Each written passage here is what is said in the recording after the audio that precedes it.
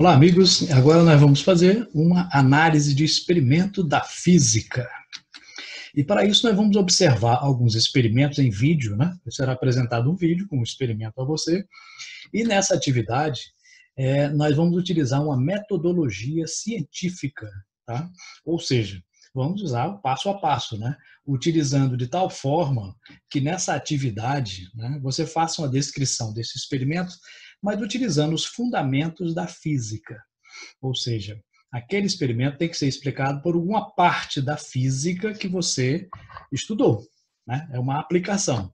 Então, observe bem o experimento, veja os detalhes que ele tem e utilize para isso a sua física para explicar. Só que depois do vídeo vem uma explicação como fazer isto formalmente, né? Como introduzir um procedimento científico e como registrá-lo para entregar ao seu professor, ok?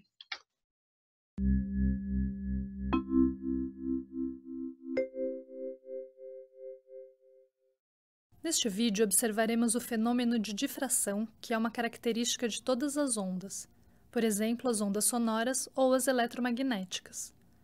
Para isso, usaremos uma cuba de ondas, uma haste plana acoplada a um motor com frequência ajustável e obstáculos feitos com barras de PVC.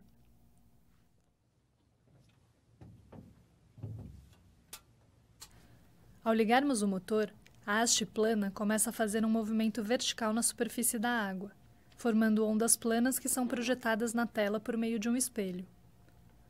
Posicionando um obstáculo de PVC na frente das ondas planas, podemos ver que as ondas passam a contornar a borda do obstáculo. Ao contrário do que se pode imaginar, notamos a presença de ondas circulares, mesmo atrás do obstáculo de PVC. Este fenômeno é chamado de difração, no qual as ondas podem contornar obstáculos. Podemos também trocar a barra por uma pequena peça triangular, em que observamos o mesmo fenômeno, só que agora dos dois lados do obstáculo. Atrás dele, um pouco mais distante, as ondas se comportam como se não houvesse nenhum obstáculo.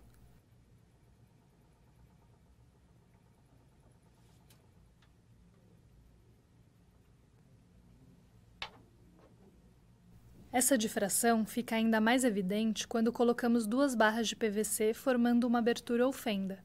Quanto menor a abertura, mais as ondas se difratam.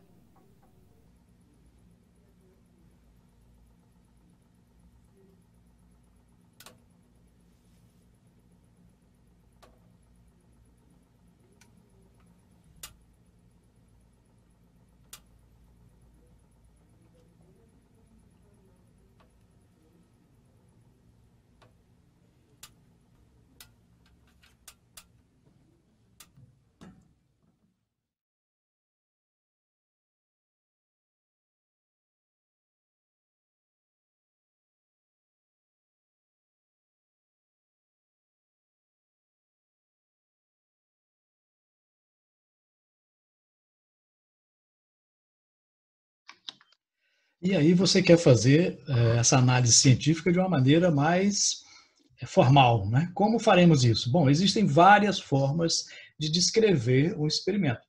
Aqui é uma delas, mas qualquer uma outra tem que conter, pelo menos, essas informações.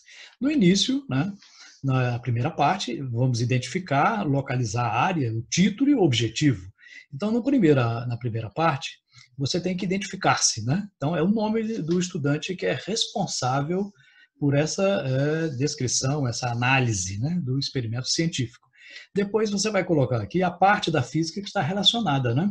É mecânica, é eletricidade, é ótica, especificando, né? Então, por exemplo, qual é a parte da ótica? Ótica física, ótica geométrica, ondas mecânicas, ondas eletromagnéticas. Então, é importante ao observar o experimento que você identifique qual é a área específica da física que está sendo analisada. É o movimento retilíneo, o movimento curvilíneo. Né? Depois você vai colocar um título. Nesse título, nunca você começa com um verbo. Né? Sempre coloca avaliação, análise, investigação.